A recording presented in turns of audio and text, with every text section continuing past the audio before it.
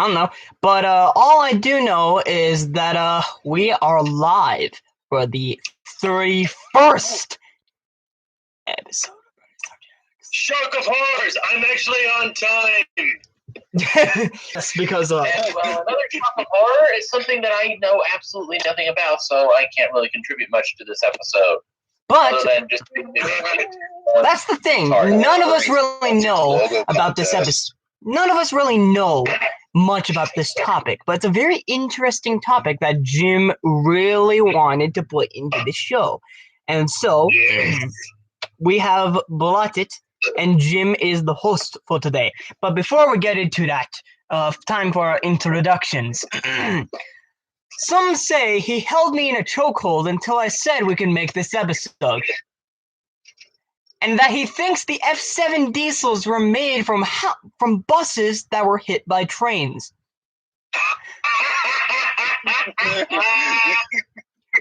We don't know this for sure, but his name is Jim Vanderkolk. That's me! And for the other person, some say he is planning to steal all of Jim's remaining erections. And that is, and that if he is told to shut the fuck up, he will put his thumb in your ear and touch your brain. what the fuck? We don't know this for sure, but we know his name is Steven.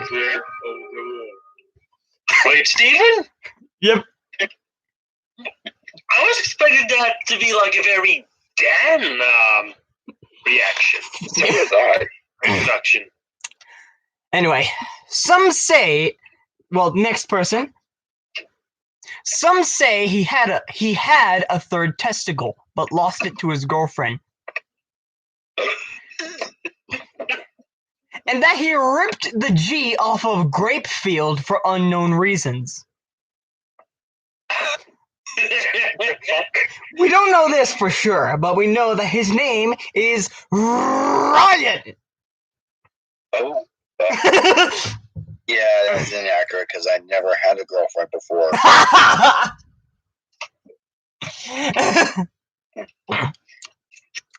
Anyway.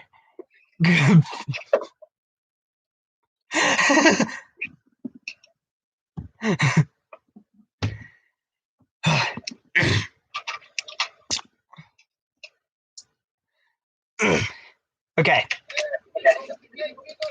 Now for the next. Some say he buys tampons for his nose. That he has a picture on his wall of a square watermelon. It's Dan. Has to be. We don't know this for sure. We don't know this for sure, but his name is Daniel, our Canadian boy.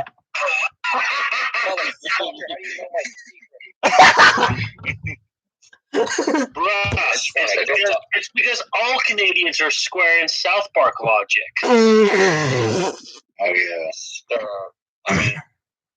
I'm not square. I'm not anything related to South Park.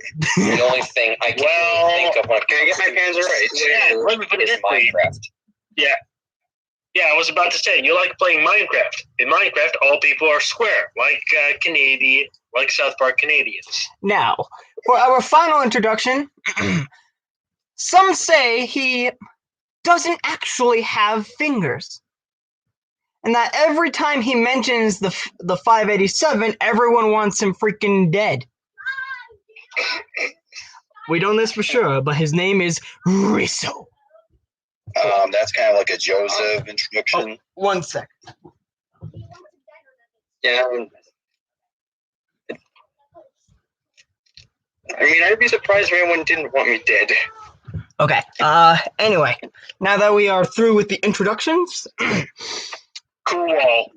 yep, it is time for the cool wall. And actually, we're going on a very weird direction today because, from what I've seen of our secretive person who actually, I'm not the one who chooses the locomotives for the cool wall. I actually chose someone who is of a bit more knowledge than me. And, he chooses the locomotives weekly, and they're oddly random. All I said is, make sure that it's 6 American and 3 British. But anyway, let's see. Our first American locomotive of the day is... What the hell is this thing? Hold on. Let me put on my camera. Good idea. Here we go. Yeah, I'm already watching the YouTube stream. Some sort of Central Pacific. Higher. It looks like a 480. I mean, put on it's Sub-Zero. That isn't Sub-Zero just because of its wheel range. I never thought that was El Gobernador, which was a 410.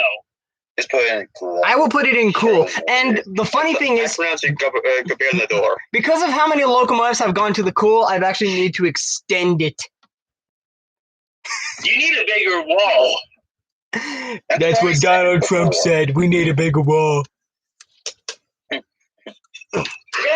But I think that we can agree that this is a cool locomotive because I can see 5021 on the Sub-Zero's place. Yeah. Have you already put 5021 on the list before? I'm saying that I can see it right there. Yeah, it's right here. This is 5021. But anyway, let's put it in cool. Right here. All right. Now next is it's a Southern Pacific GS1. What? A GS1? Sub-Zero. Sub-Zero? Yeah, averaging. Actually, What engine now? it's a GS1. Yes, Sub-Zero. Those are beautiful. Those are amazing. It looks so good without the makeup. I'm not saying the GS2s and GS3s look bad with the makeup. It's just... It's just these locomotives are sex on wheels. Yeah. Truly are. Yes, they truly are. Yeah, no, they should change it. Except for 4449. That thing is over foam. Personally, I think we should change it to Sexy Pacific. And now we have a weird... I like 4449 with white walls better. I like it with white walls. I really like it with white walls. We can move on. Yes. What's the next engine? The next one's a very, very weird one.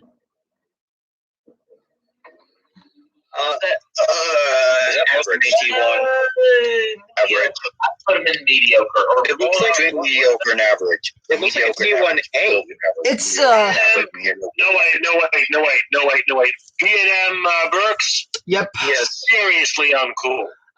We're gonna put them in mediocre. Even if they were among the first production Berkshires made, they were still bad. We're gonna put them. Lionel was.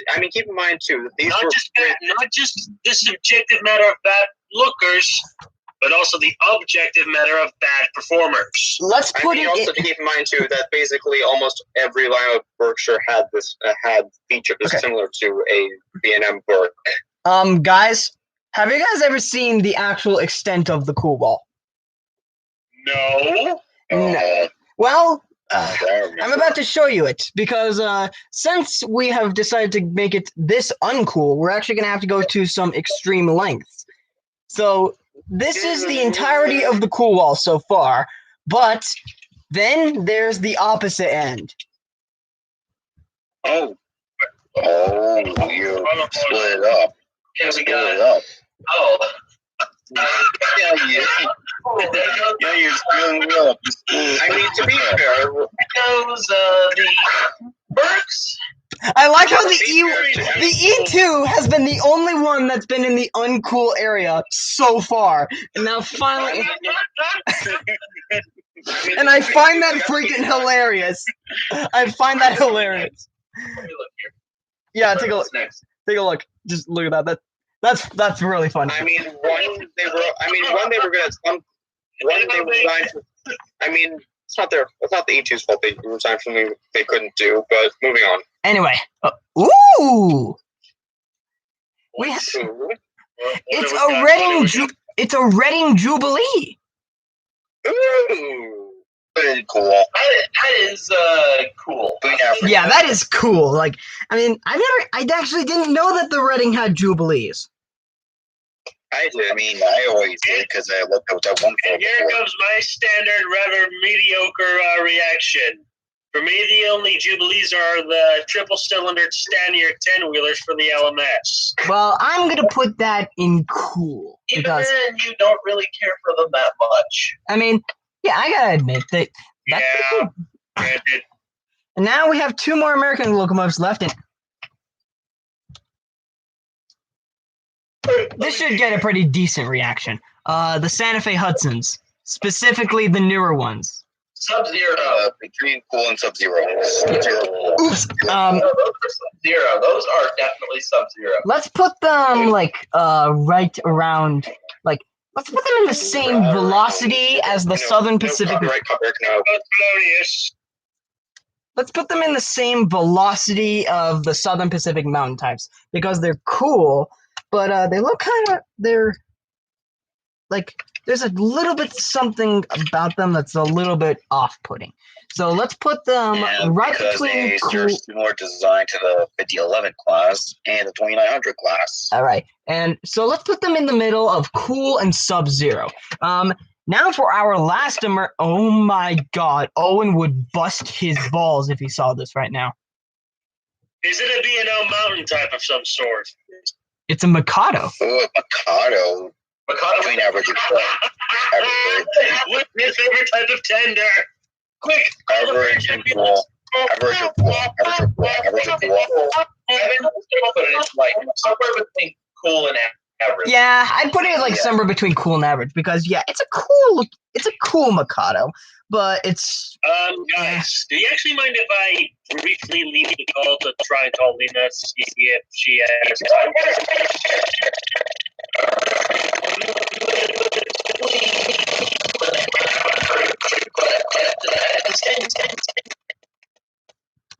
what just happened? Is it a U.S. or a Mikado?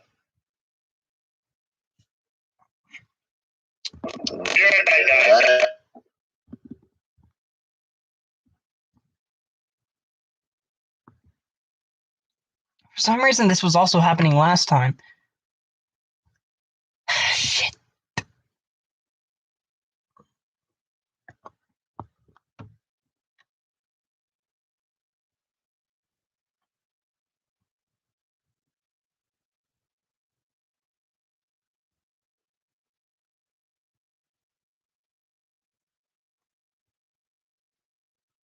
Apparently his camera stopped working or something. No, not the camera, but the audio started glitching out weirdly.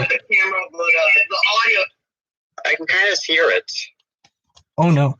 But anyways, what's the next ending? Well, let me put this on the wall. So let's put it like let's put it between the Q2 and 578. All right.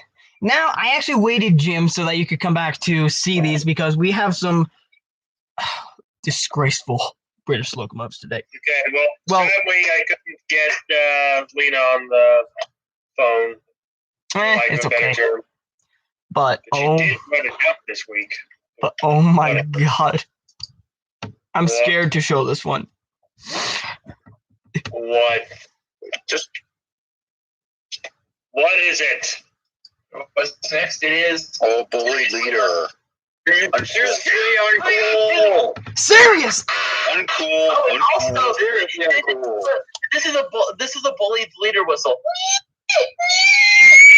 I mean, They actually used a horn. An air horn. I would rip that thing to shreds if I actually saw that. It should have an air horn. And now for the first time on Burning Subjects, this is going straight to seriously uncool. In fact, that thing was also dangerous. Like, if you were to tip over, then the crews were inside. They would like, they'd have take a look at this. Dead. Take a look at that. Just right. Seriously uncool locomotive. Serious. This locomotive really does. This is the very first.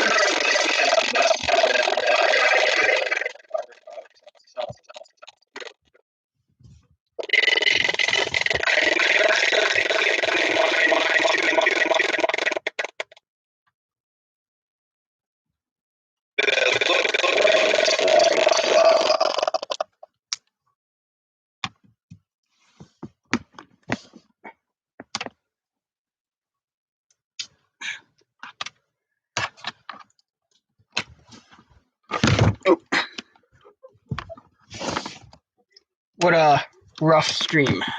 Oh boy.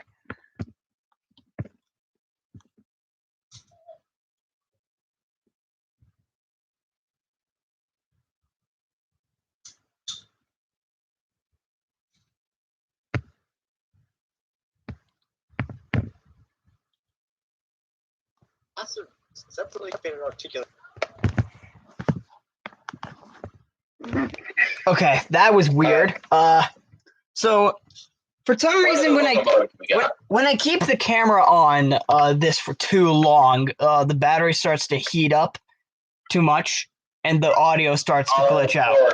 Phone batteries are retarded as hell, honestly. So you'll have to see the locomotive from the stream. Oh, great. Just call it out for us, okay? Okay. No, I'm watching it on stream.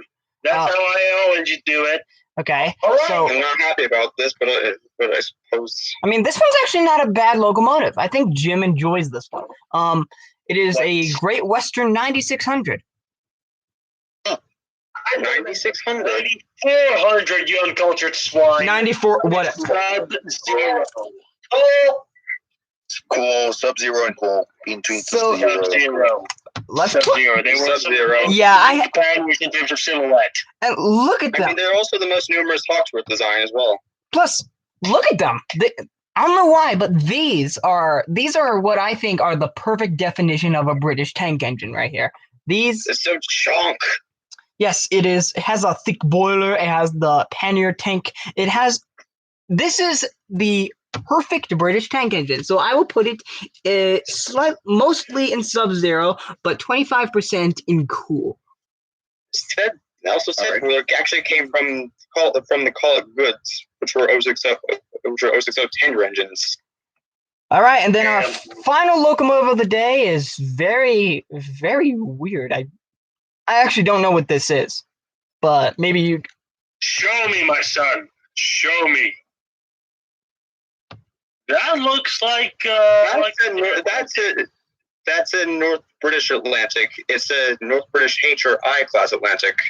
They were inspired by the Great Central's Atlantics, but they didn't really prove that good because of a number of issues. They weren't good, just put in between average and mediocre. Great Central Atlantics weren't that good to begin with. They were actually Between pretty average good. and mediocre. I mean, the Average Great Central Atlantics were actually mediocre. pretty. I mean, the Great Central Atlantics were actually pretty good, actually. It's just that their only issue was the fact that they had slide valves, and the thing with slide valves is that they tend to wear out quickly. And since these Just Atlantics were between designed average and for, mediocre, so we can move on. and since Atlantics are designed since they were designed for heavy expresses at high speeds for anticipation for heavier traffic, the slide valves didn't prove ideal, and so 20 of them were rebuilt with piston valves. okay, where is it now? So where are we gonna put it? Between average and mediocre. Average and mediocre. Average and I mediocre. put it in mediocre because I mean these were also classified by the LNR. They were classified as C10s and C11s, with all being rebuilt. All the C10s were rebuilt into C11s. All right, I've put it Average, in mediocre, between average, mediocre and average. Yes. Yes. Yes. Yes. Yes. Yes. All right, now Jim. Hold on, something cocked up on my Chrome browser. So hold on, let me just shut it down and now restart. Come on, restart, you piece of shit. Restart on Google Chrome. Don't film me now. Good. Out of curiosity, are we going to do the contest before or after this subject? Well, Ryan, we haven't gotten that many contestants for the logo competition. Actually, that's probably a good reason to tell. Hold on.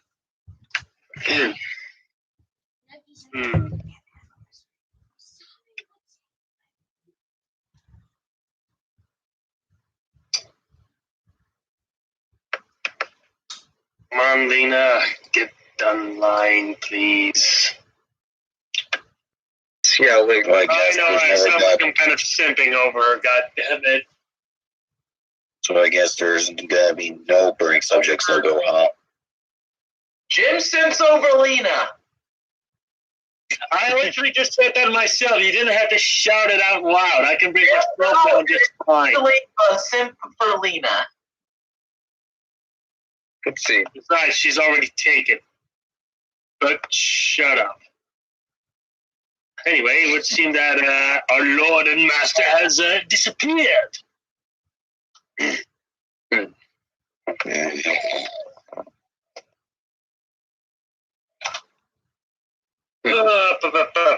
And, well, sadly, Dan has also disappeared into the wilds of Canada. Well, Mr. Look at what I posted in general. Look at what I posted in general. That is going to be removed. Oh, God. Oh, no. No! What? Yes. We don't use to be reminded of number 90. I guess because Michael. Yes, I mean, the worst limitation of it sounds like crap. Anyway, He has returned. With Yes. Oh, and check in your DMs, Jim. And I guess there's gonna be no final Burning Subjects logo ever, huh? but look, actually, that's a good time to announce I'm having a logo contest because for the viewers and the artists that are watching, this show needs a logo of sorts. And that logo will be pasted in the background of this channel. The Burning Subjects logo, in my mind, is of the inside of a fire with photos of these locomotives in the fire, slowly burning, and then the fire spelling out Burning Subjects.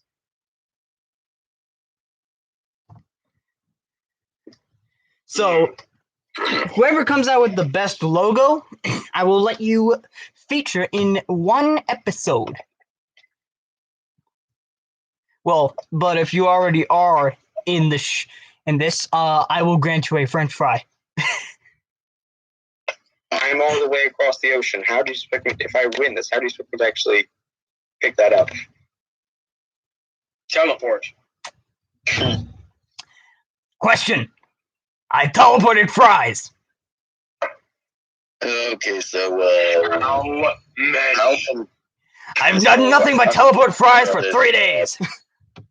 we get started on this West German program, Jim? Yes, Jim, you must stop. Yes. No, Well, gentlemen, seeing unfortunately we don't have a certain lady to keep us company tonight, I'm sorry. Jim's Shut himself. up, Steven. Just mute them if you have to. Ow.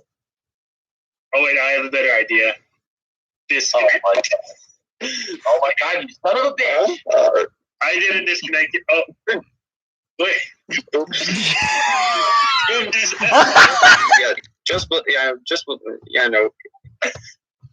Steven, Welcome back. I left. I noticed. But anyway, today's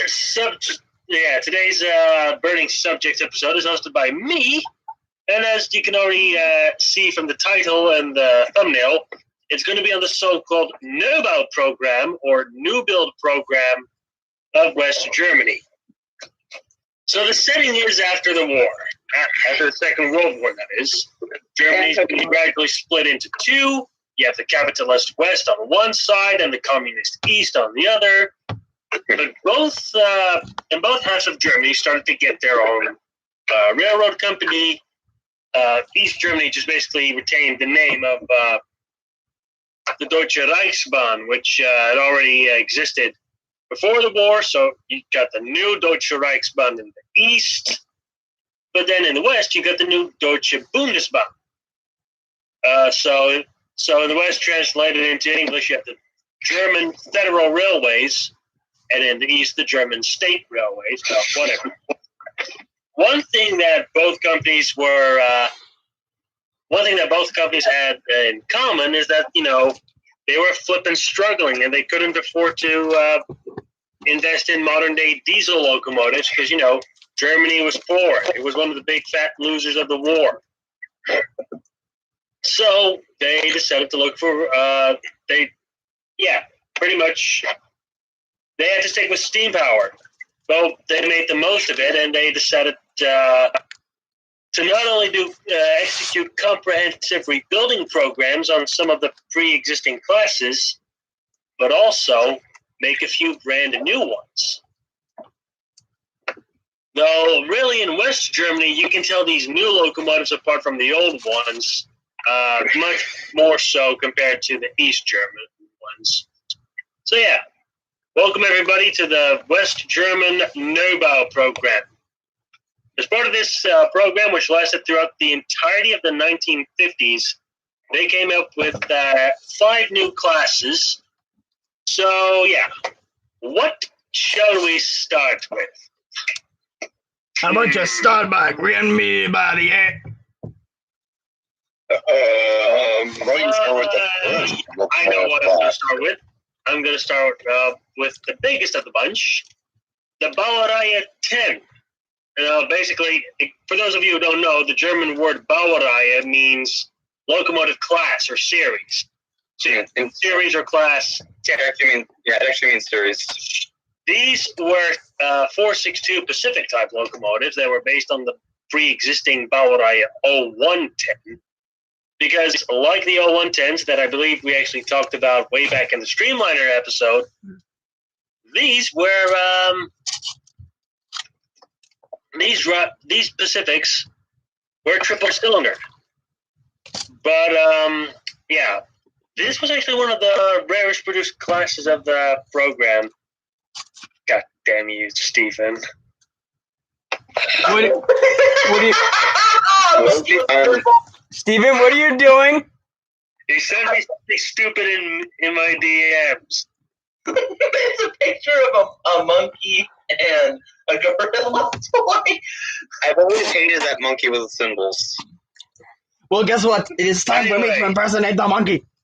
But anyway, so the Class 10, triple cylinder Pacifics. Wait. There were only 2 of them. Both of them were built in 1957, and they were built by the Krupp Company in Essen, and they were withdrawn in 1968, so they didn't last that long in service. Also, they were semi-streamlined.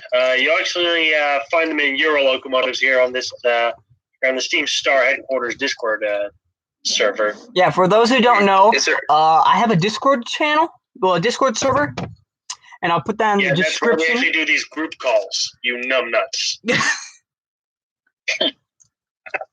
I mean, what else would you use? I mean, we're not going to do Skype because that kind of fell out of fashion. That's a bit outdated, shall we say?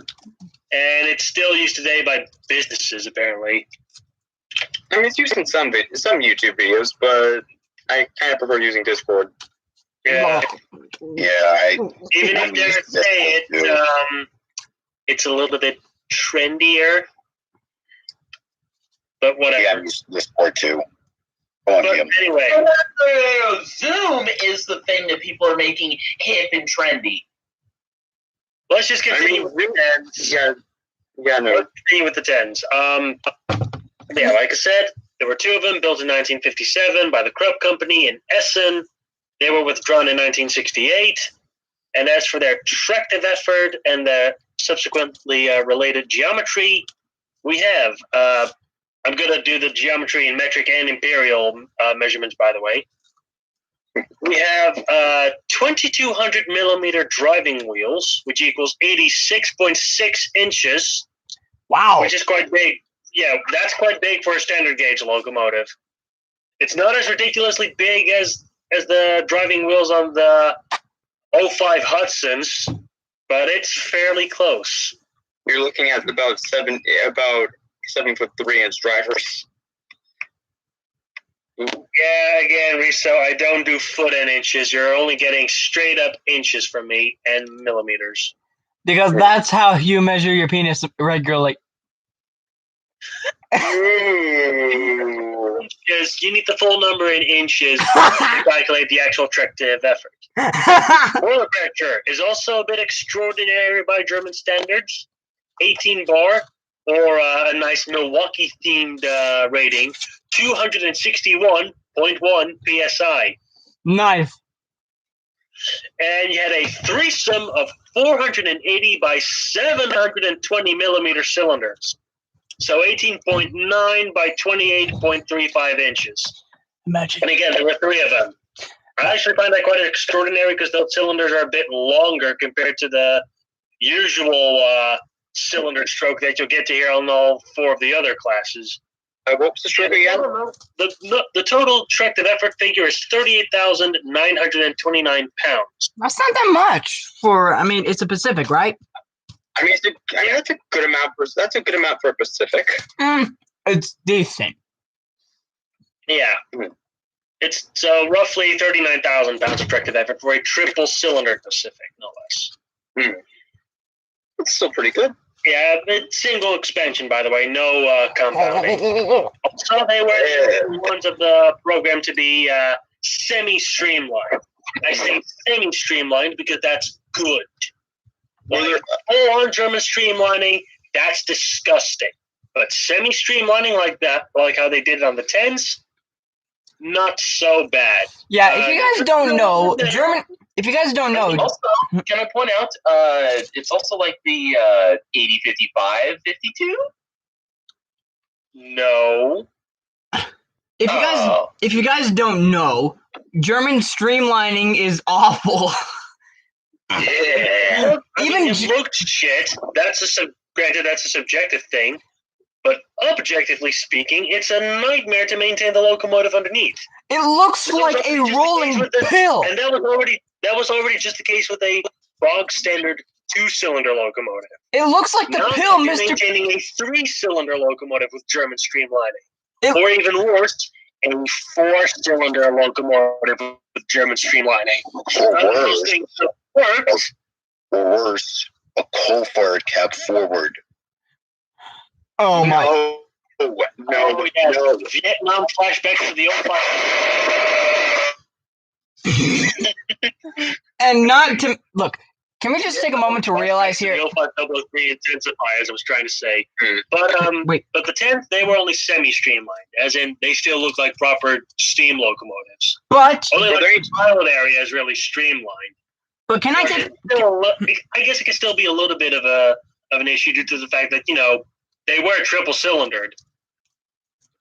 Also, were there any differences between the two? Like, what, between the 2 locomotives of the Class 10? the Class 10, yes. Because usually with locomotives, like if there's 2 of them, one is often different from the other. No, they were pretty much just identical between them. They were pretty much identical to each other, pretty much. Can we take a moment to realize that streamlined tank engine Germany made looks like the pill that Mr. Krabs had to take? Oh, you mean the god-awful Bauerei 61, which also only had 2 engines, but they were, in fact, completely different from each other. But we're not going to talk about those. Yeah. Lastly, when it comes to the 10s, they were actually built with the same boiler, but with a higher pressure, I believe, that was created for the new build. I mean, for the rebuild program of the 0110s, because the thing with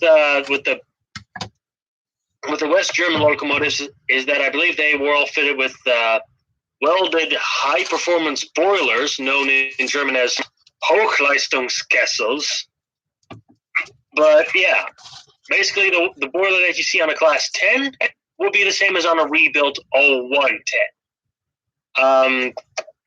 Only the 10001 is preserved.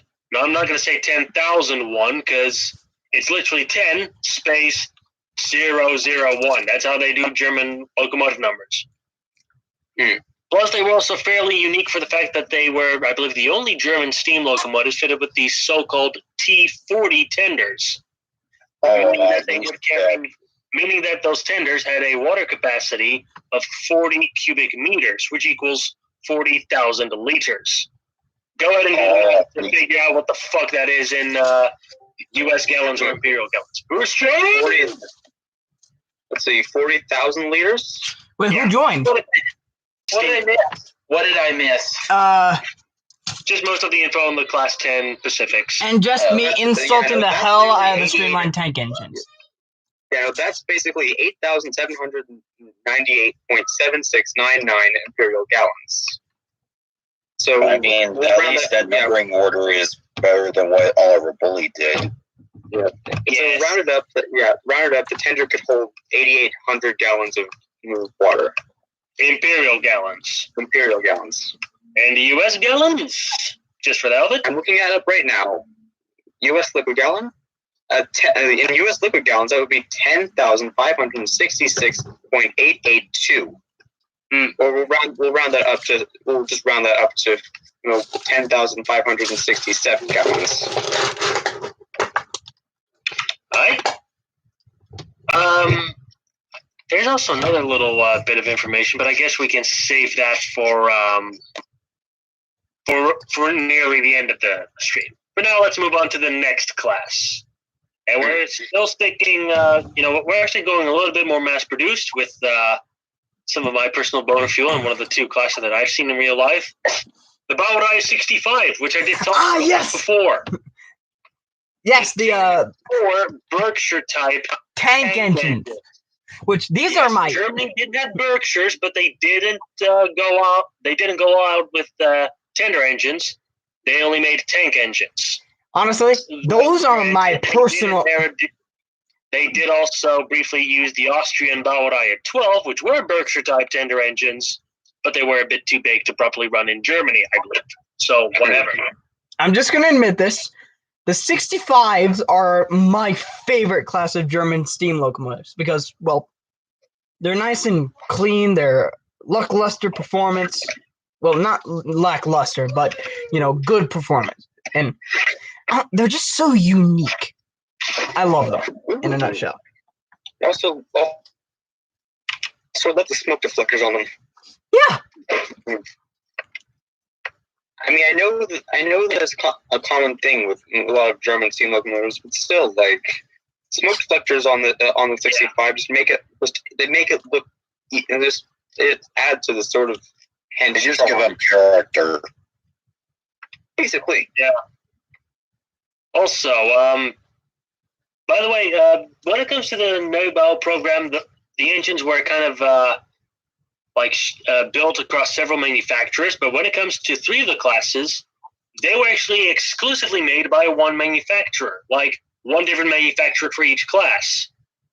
In the case of the 65s, they were manufactured exclusively by Krauss Maffei in Munich, which some of the Americans out there may recognize as the company that once built a few diesel hydraulic locomotives for the Rio Grande Railroad, and I want to say the Southern Pacific.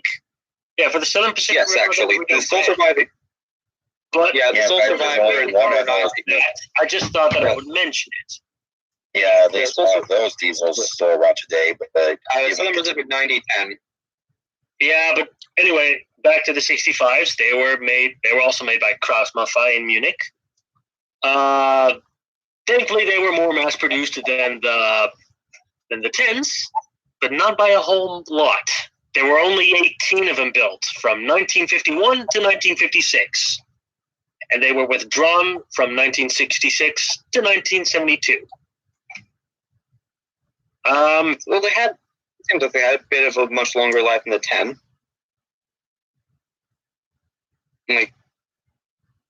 Hold on, did I do something horribly wrong here in terms of the tractive effort? I gotta look this up here real quick.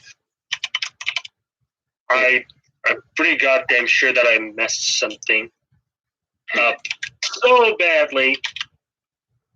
God damn it. I think I forgot to type a digit on the tractive effort number.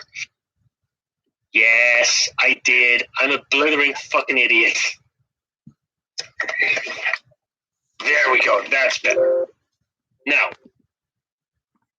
in terms of the tractive effort and the related geometry, smaller driving wheels, 1,500 millimeter or 59.1 inches. Boiler pressure is lower and more humble, 14 bar or 203.1 psi. And the cylinders, there were only two of them, 570 by 660 millimeters. Why that specific? Well, as I was about to say, that measures in at about 22.44 by 25.98 inches. But basically, the key thing here is that piston stroke of 660 millimeters, or 25.98 inches, that is kind of like the standard piston stroke used on steam cylinders for almost every steam locomotive design that was conceived in Germany since 1925 as part of the Einheits program, or standardization program. But yeah, the total tractive effort figure for these, 38,214 pounds. But yeah, basically these were intended for pretty much mixed traffic workings on relatively lightly laden lines, because they were intended to be powerful yet fairly light on their feet. Plus, the lines would be relatively short, hence why they were only tank engines. Like, they had the power to pull reasonably sized freight trains, but if they went on a long journey, you couldn't count on them that well because, limited fuel and water capacity. So, yeah, that's basically the gist of those. My favorites, as I said. Yeah, in conjunction with the 65s, you also had the Baureihe 66. No, you may not execute the order of the same number. Yes, inevitable reference to Star Wars. Execute Order 66.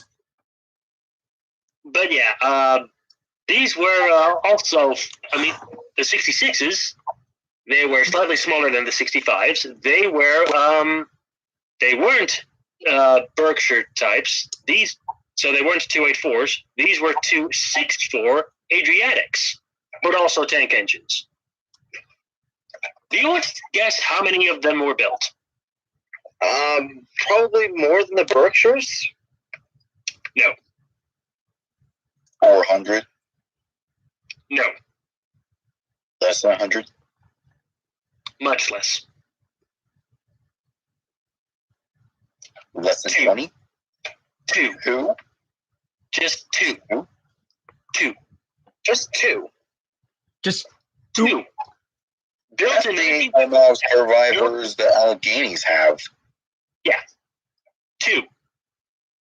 Built in 1955 by our third locomotive builder that we'll mention in this program, Henschel in Kassel.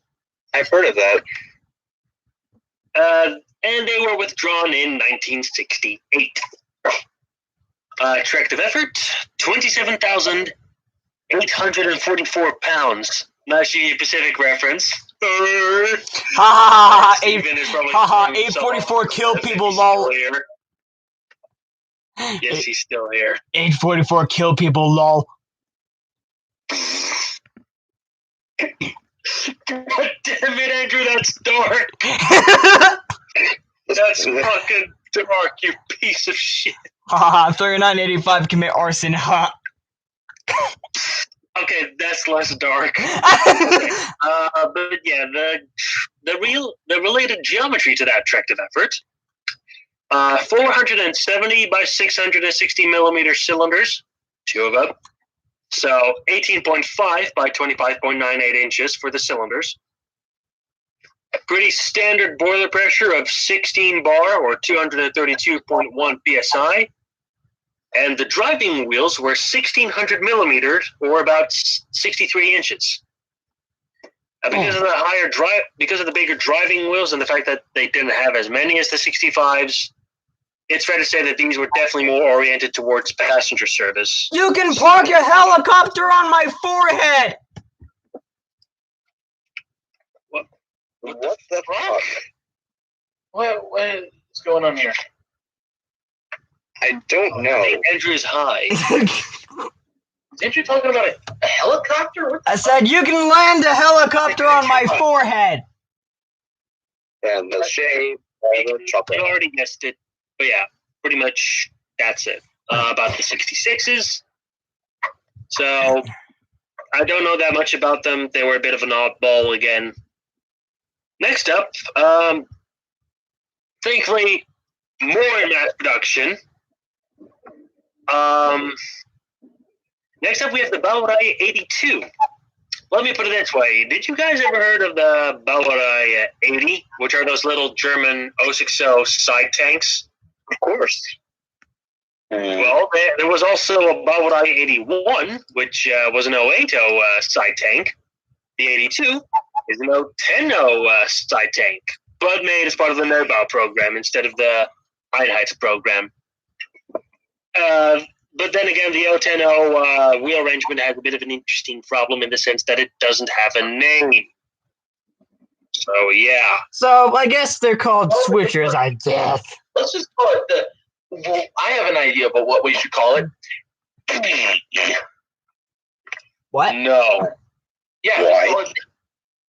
Oh, I already know what Steven is on about. Again, you know how in Germany they have this really weird way of doing wheel arrangements? I mean, granted, here in Europe, we do more so axle arrangements or axle configurations, where we count the number of axles.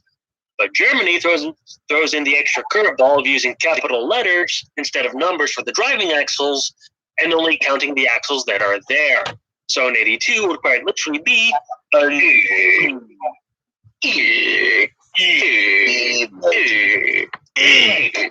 Guess how many of them were built? I'll stop. 10. What? 10. 21. No. Higher. 21. Higher. Near 100. 30. 420. No. 41. There were 41 of them built. From 1950 to 1955 in total. I have a hat on my head. From 1950 to 51, and then they resumed production in 55. And Andrew, what the hell is that hat? I have a hat. R. It's R for retard. R for retarded.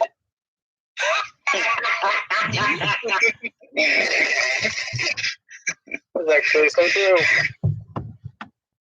Okay, but yeah, these were actually built with the 80, but the 82s were actually built by multiple companies. They were built by the previously mentioned Krupp and Henschel companies, and then you also have a third company, which is our fourth newest company that I'm going to name here, which is Maschinenfabrik Esslingen AG, located in Esslingen, of course. Hold on, did I actually get that name right? I gotta look this up again. That's out here. No, of course I horribly butchered the name of the town. It's Esslingen. I am back. Come to your house and probably gonna come to your house and shoot you down. Esslingen. So yeah, Maschinenfabrik Esslingen AG in, well, Esslingen. Those three companies together, so Krupp, Henschel, and Maschinenfabrik Esslingen AG, they manufactured the 82s from 1950 to 1955. I guess that as road engines, these were the poorest of the batch because despite being pretty damn powerful, actually having the highest tractive effort of the bunch, they didn't have any pilot or trailing wheels to smoothen out the ride. And I believe they also had some weird steaming problem or something. What is going on? What is that? It's not me, it's my phone. What is it going up It inside? is. Are you putting your phone inside your ass? No. I wouldn't be surprised. My phone case, I guess. I'm bored a little bit.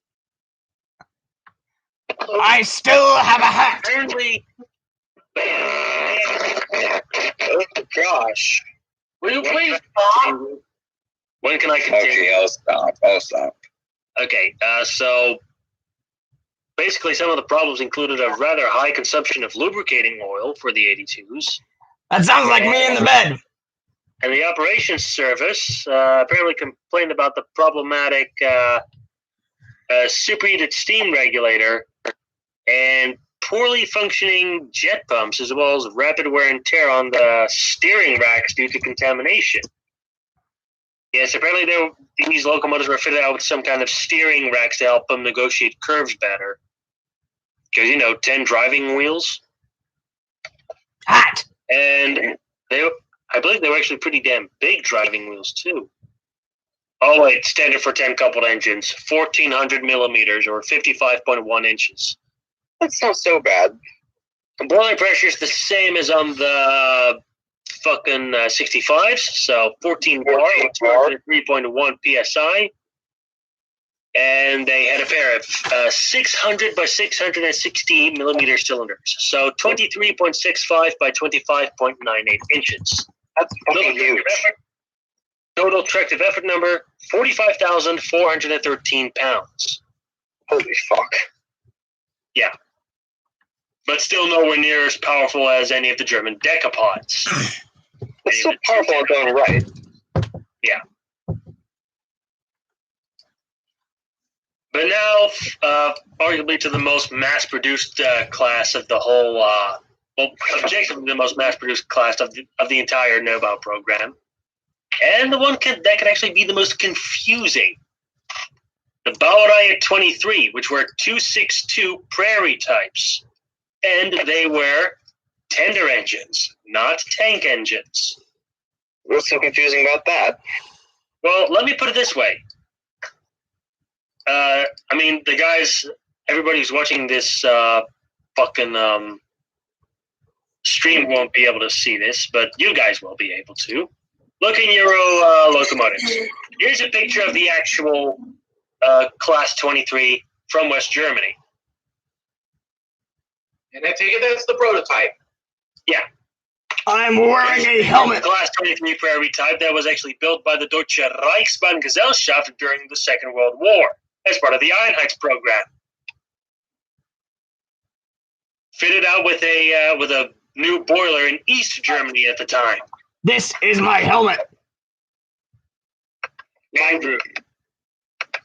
Oh, you're in space. But Yeah, I'm spaced out, bro. You may have guessed it. There were fucking standardized Class 23 prairies before the Bundesbahn prairies existed. So yeah, that's actually kind of weird. But in the meantime, I'll quickly look up the Reichsbahngesellschaft 23s. Do you guys want to guess how many flippin' 23s were built for the Neubau program in West Germany for the DB? Amogus. Oh, over 100. Yes. 105? Yes, 105 of them. Well, that was oddly specific. Specific. It's a prairie, technically. Mm-hmm. Hold on. Is it? Holy fuck! If I look this up correctly, holy crap! I think it is. Well, here's something funny. The tractive effort between both of those different locomotives is exactly the same. Same related geometry. Mm. Exactly the same between two completely different classes? Really? Yeah. So, okay. But anyway, the Bundesbahn 23s, like we said, there were 105 of them built, and they were built across the entirety of the 1950s. So, from 1950 all the way up to 1959. In fact, the last Class 23 engine was the final steam locomotive that was built brand new for the Deutsche Bundesbahn. The engines were all withdrawn from 1972 to 1976. Oh, and I think I forgot to mention when the 82s were withdrawn from 1966 to 72, like the 65s. But anyway, the 23s, they were built by Dan. Dan, guess what? I have a helmet.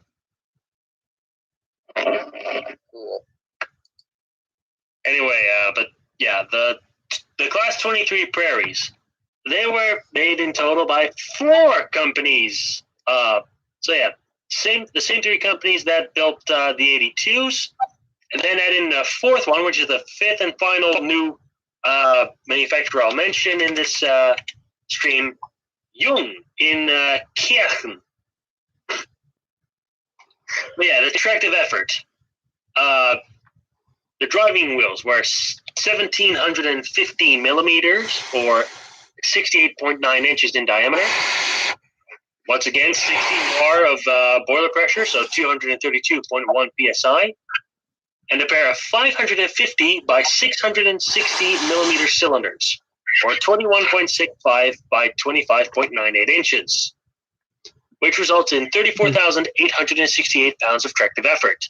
The exact same number on the Deutsche Reichsbahn 23s from before. That's actually kind of hilarious. Fun fact, there were only 2 of those original 23s made. I think I know something funny of the 23. 24. I think I know something funnier than 24. 25. 25. Oh wait, that's right, the Class 25. That's an East German consolidation. Steven will love me for that. Ow! Like, when I scream in my helmet, it actually echoes back into my ears. Yeah, no, Steven's actually really happy right now. He was screaming when he left. Yes. He was orgasming from joy. Yeah. I am officially a spaceman. To me, they were basically like a jack of all trades for passenger service, so they could be put to use on various passenger trains and even the occasional light freight train. So, I mean, 5'8" driving wheels is pretty good for like that. I mean, they're 68" driving wheels. It's still pretty. That's no. It's closer to 69. Nice. 69 dudes. Even though that's being to death at this point. Yeah, and of course, because I mentioned that number,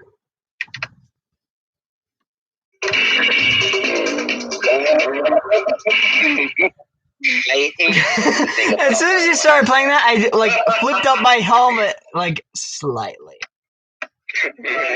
yeah. The 23s, they were withdrawn from 1972 to 1976. And basically, by the end of 1977, West Germany's steam era had come to a close. But yeah, the Neubau program was stopped in 1979. Welcome back. So let's actually do the total counting. Let's count it all together. 105 locomotives of the Baureihe 23 plus 41 locomotives of the Baureihe 82 equals 146. 2 locomotives of the Baureihe 66 plus 18 locomotives of the Baureihe 65 plus 2 locomotives of the Baureihe 68. Oh. and 22 plus 146 equals 168. Hey, Steven, guess what? All right, Jim. I thought you were talking about the 61, but I missed the 65 of the 61. I'm sorry. Hey, Steven, look at the stream. Yeah, also. So yeah, In total, there were 168 locomotives built as part of the Neubau program in West Germany. You have the 5-time suit, and I don't know what this suit is. Gentlemen. Yeah. Now that I've grabbed you all by the throat. Wait, hold on, Andrew. Let me go. Would you gentlemen shut up? Shut up! Would you all like to know how many locomotives in total were preserved of the Neubau program? How many? How many? 5. At least one from each. But I can hear myself over somebody's echo. Can you please stop that? But I can hear myself over somebody's echo. Can you please stop that? There was the echo. It was from Steve. You're in the cafe. But yeah, basically, in total, there are 12 locomotives left of the program. 20? We have the 10001 as the only survivor of the Baureihe 10. The 66002 from the Baureihe 66. the 65018 from the Bauer I-65. That's my favorite. We, from the Netherlands, have stolen, to put it hilariously, but we have borrowed it for 2 leases, and then we bought it. So, yeah. There's also 1 locomotive from the Bauer I-82, and then 8 of the Class 23. 8. So, Up annoying orange. I mean, Steven. Fuck you, outright. No, I'm making faces, and he's laughing because I'm making the face that he put on the P45, and I'm making it in this stupid helmet. It's like, but, okay, so let me actually see if I can name all the locomotives that are still around from the Neubau program out of the top of my head. So, the 10001, 66002, 65018, 82008, and as for the 23s, let's see, we have 23019, 023, 029, 042, 058, 071, 076, and 105. I think I'm having too much fun. Let me with this actually helmet. double check that to see if I got that correctly about the DB 23s, about the preserved ones. Hold up, wasn't 23, 29, 42, 58, 70. Yes, I got them. yeah, hold up, wasn't number? They also mentioned that number 105 was the last of the program to be built. Yes, the very last locomotive of the Neubau program to be built, and like I said before, it was in fact the final steam locomotive built for the Deutsche Bundesbahn. But it actually had something in common with a certain American locomotive. Was that? Reading 2101. Let me guess. It was damaged in a roundhouse. It was damaged in a fire in a shed. Yeah. Spontaneous combustion, people. Yes. I think this was actually caused by an electrical fault. Which is mildly disappointing because of the Preserve 23s, the 23105 is a bit more unique in terms of its shape because look at that boxy thing underneath the smoke box. Let me see. Let me just go to European locomotives, I guess. Plus, they it looks like a 19th century American locomotive almost. I think Steven is. That looks so disgusting. It's a weird. It looks so square. Well, it is. I mean, it is most certainly. It is like the saddle does seem like it's much larger than a normal 23. Same boiler height, pretty much. It's just, I think that has to do with some kind of feed water apparatus hidden in there. So yeah, like I'm surprised at how large the saddle is. I don't think that's the saddle, like I said before. How large the saddle is. Let's see if I can find any hot images of it after the fire. It appeared to be a no. But yeah, it definitely had a tragic case of spontaneous combustion like the 2101. Let's see. Oh, yeah. Before I forget, here's a picture of a different Class 65 locomotive that I once found. It has to do with it is in the form of this little classification plate featuring a bunch of letters and a bunch of numbers. You can already, technically this is not for the West German Class 65, but it'll do the job to show you guys what I'm on about. You see this plate that is labeled PT4717. Yeah. Can you guys guess what that's supposed to mean? 17 is supposed to mean the axe loading or weight, or either one or the other. Is it is 17? Yeah, the 17 equals 17 metric tons or 17,000 kilograms of axle loading. So each axle, each horizontal pair of wheels, for the extra dumb people out there, sorry for calling you dumb, each axle carries 17 tons of weight. So that being, let's see, it says here that when converting with British long tons, No, we're not going to convert that. Just. Yeah. Do you also think that you know what the 47 stands for? Do you also think that you know what the 47? The 47. Let me think. Could it possibly be the 47? Could it possibly? I mean, couldn't I don't know. Oh, I get it. Would be the track. Ryan. Andrew's trying.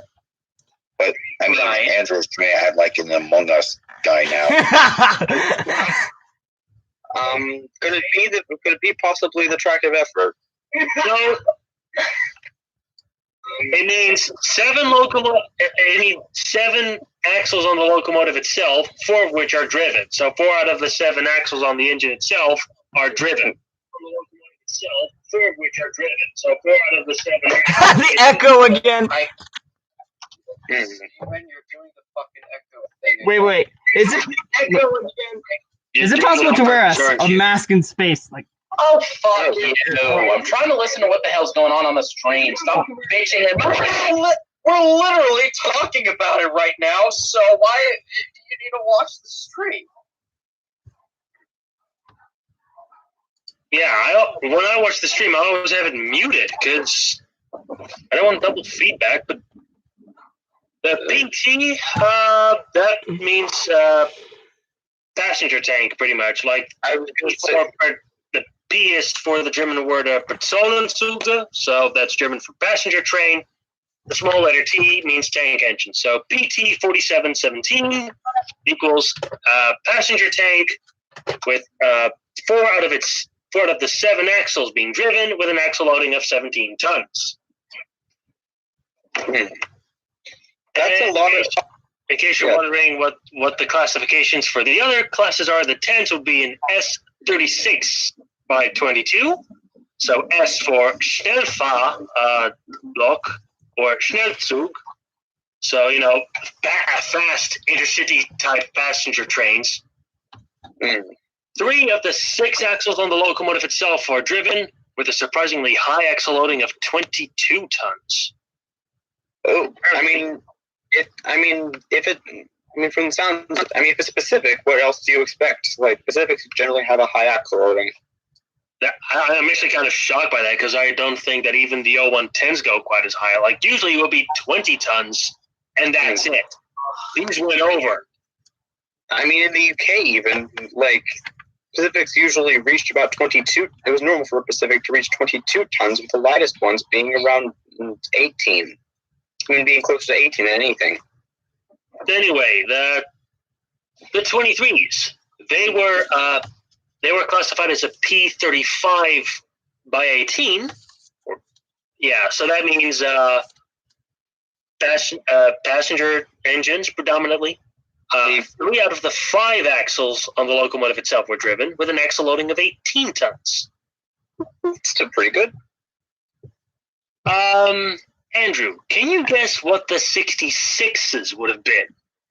are they 284 Berkshire tanks? No, the 66s were the 264 Adriatic tanks. Oh. In terms of this weight classification system, what do you think they would have been? Well, I don't know. I wasn't listening. I was too focused on my my sus. Anyway, but I actually think, since you said the Pacifics have 17,000 for the... Not 17,000. Yeah. We're not on that at the moment. Yeah, I know, but, they have the same amount of wheels. I'd say like about... Is it more? I'm just going to say it. Yeah, just say it. PT 36 by 16. So passenger tank, Personenzug Tenderlokomotive, so a passenger tank engine. 3 out of the 6 axles are driven, hence the 36. And the small 16 would indicate 16 metric tons of axle loading. Oh, so it was less.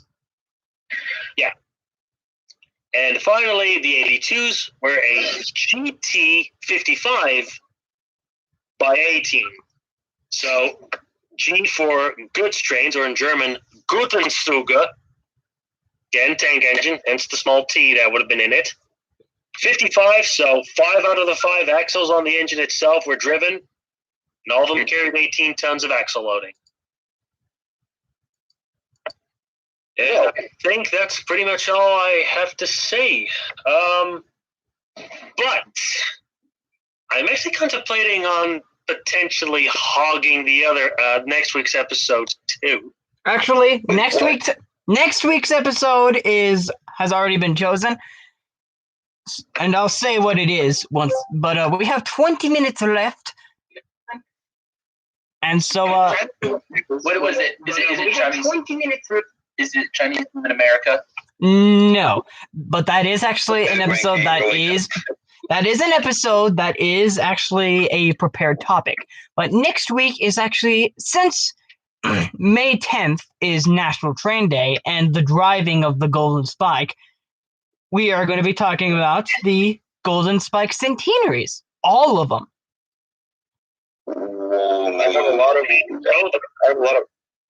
I have a lot of studying to do then. And not only that, not only are we talking about like instances like Ross Roland or the replicas or the other rip-off Golden Spike Centennials, but we'll also be talking about the hard-earned patriarchy of rebuilding brand new replicas of the 119 and 60. Yes, and Jupiter.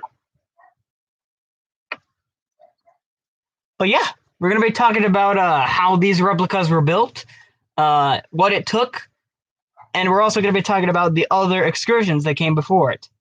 And we're also going to be talking about a very interesting concept as well. What if the original Golden Spike was still in the rails? And we'll be talking about that next time. But for now, for the last 17, let's take a look at the chat. Let's see. Should I make electric 4884? Nah. Basically, that sounds like making a Baldwin centipede with a pantograph. The centipedes were particularly crap and these electric locomotives, so that will be a no. All right. Damn it, Steven. And a 6-10-10-6 is even worse, Alex. Because, well, we'll talk. I think you might want to go back to our Canned Canucks video to know about how bad these certain types of steam engines were. But damn it, Steven, Andrew looking sus. I knew someone would put that. You know what? Actually, that gives me an idea. This is like some good green screen opportunity. It's like, I'm going to kill him. I'm going to kill him, guys. Yeah. Or, I killed him. I killed him, this. Like, this is some perfect meme opportunity. It's like the time that Andrew went to space in his P-45. Oh. Basically, his P-45 is a Mars rover now. Oh, no. Like, what? Actually, wait. You need a full-on... now, let's see. Where's the full-on pressurized suit? I don't know. He doesn't need one because he's sus. I don't need one because gangsters don't need oxygen. But, Andrew. Yes?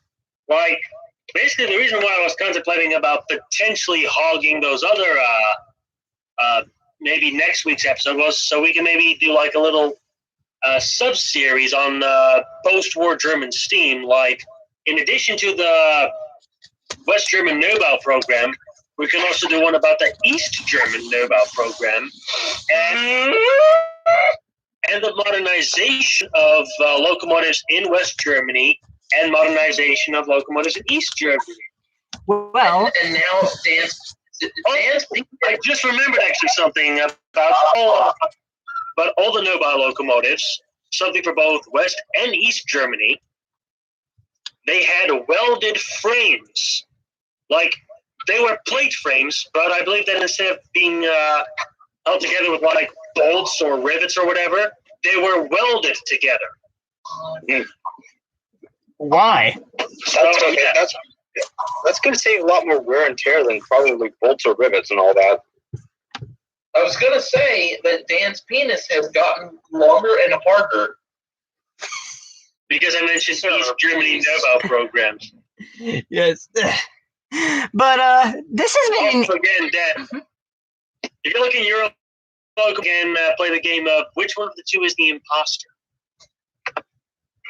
And while they are doing that, I'd actually like to mention something that I think is the true definition of bullshit. So, explain to me this. How come a class of steam locomotives can be bad in real life, in actual scale, and yet the model is good? Well, electric. Like, All it's got is, the gears and the wheels and the motor and all that shit. I know, but somehow Imposter thing. this model of an E2 has more quality built into it than some of my other Bachmann models. How? Because would you guys like to see? Would you guys like to see the tomb of my first DCC steam locomotive? The tomb. This is it. This is literally the tomb. This is what's left of it. Oh God! What did you do? Oh yeah, we once built that in Gmod. Yeah, we did actually. But You wanted that thing to be rebuilt or something, right? yeah. The thing is, this has actually been a side project for a while because I wanted to get it running again. I need to order a new tender, but the new tenders are expensive as hell. And on top of all that, most of the rods here are very worn. The pickups are also a disaster on its own part. And to say the least, it's like in a 3985 state, basically. Like it was built, it wasn't built correctly, and I ran that thing into the ground. What engine is it? I can't Direct the reinforced situation, if you ask me. But I mean, the thing is, why I'm comparing these two is because this one doesn't have actual bearings. This one does. Somehow. This one has a 3-pole motor, which you think is like, oh, it's okay, it's average. This one actually originally had a 5-pole motor. Explain that. Try explaining how a mainline locomotive came out with worse material than a freaking useless shunter in real life. Kind of like between Bully's Leader and the M7s, huh? I mean, to be fair though, with the E2s, they're the idea of using them on fast goods kind of. The idea of kind of using them on fast goods work was kind of doomed from the start, in the sense that the small driving wheels are one thing, and we also have to keep in mind too that most of the goods traffic on the LB and SR was around London, where traffic and around London you have to goods locomotives have to be fast and powerful so as to move in and out of the way to prevent impeding passenger traffic. Hey guys, I'm going to commit the funny. What? Look at your locomotives. Okay, why is it so quiet? Okay, I'm looking in Euro locomotives. Where?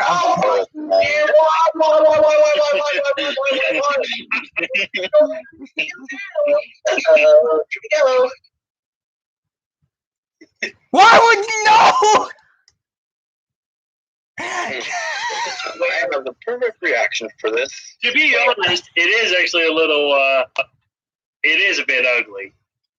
It's square. Look at that. Is that supposed to be a Hey, water heater? here's my I think impersonation. so. Here's my impersonation of it.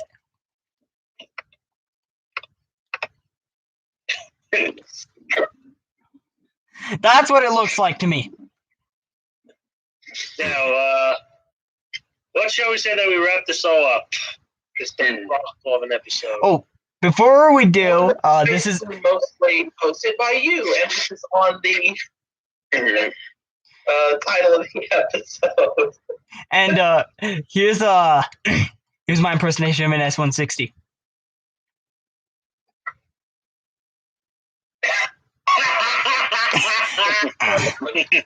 You know what I mean. But anyway, though, that on that incredibly odd.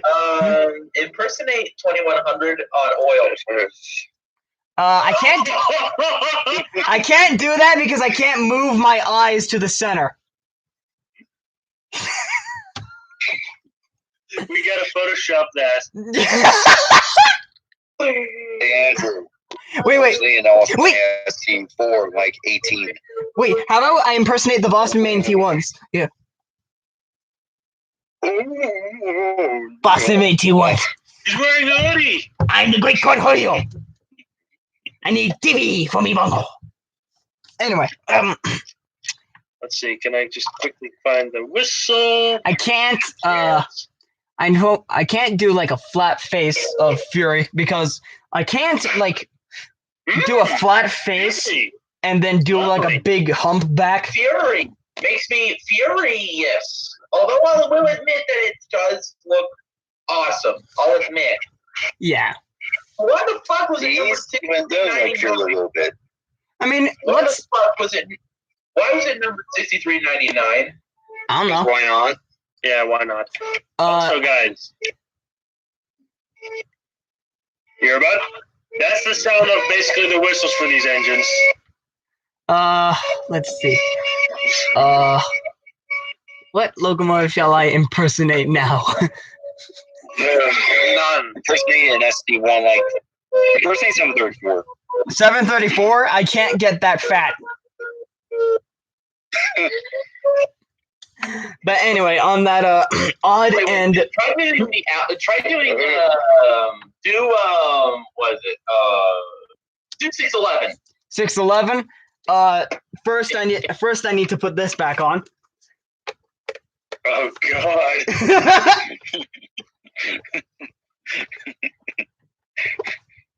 There. Done. Done. What is our lives right now? That's a whistle. No. Jim, at school, I made you a birthday drawing of you, Stephen, Andrew, Dan, and AJ and Owen.